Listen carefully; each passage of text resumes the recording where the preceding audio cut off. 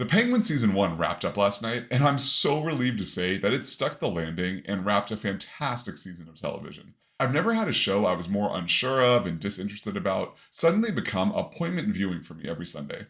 I loved Matt Reeves' The Batman, but thought Colin Farrell's The Penguin in it was a bit hammy, a bit over the top, and didn't quite fit into the film. Except for that car chase.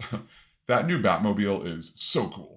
So when I heard the new show was announced, I groaned, believing it was a lazy idea seeking to rein in fans of the Batman. But this project took so many lessons from other great TV shows. At times it feels like The Sopranos, at other times it feels like Breaking Bad, and while it doesn't nearly reach the highs of those shows, what we get is a fantastic character study of Oz Cobb and a great crime mafia show.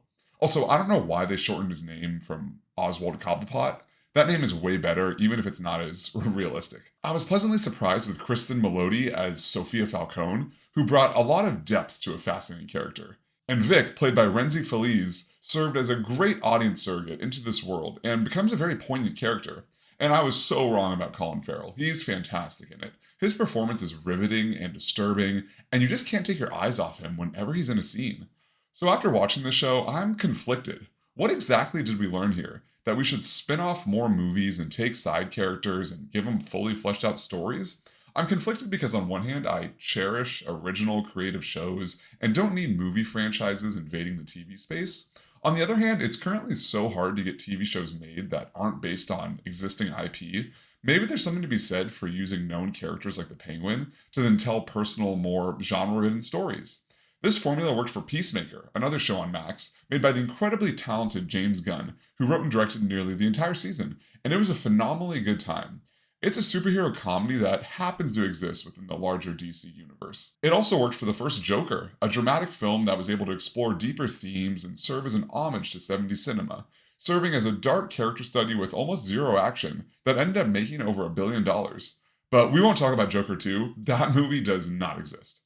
Those are some positive examples, and maybe it's because DC is on to something with their creative process on these projects. Ultimately, the same can't be said with Marvel, who have been making shows of varying quality. Most of which, in my opinion, were solid, but ultimately had disappointing finales or didn't really lead anywhere. There's a tricky line with this trend of cinematic universe shows too, because they have to decide how essential they are to the main movie storylines. Like, The Penguin seems to set up the Gotham City that we're going to see in The Batman 2, but I'm sure you'll be able to watch that next film without knowledge of the show. So then you ask, well, why even watch the show? So there's a balance there, and I don't want the success of this spinoff to warrant dozens of more side character shows. I could see those getting tiring quickly. I'm looking at Marvel again.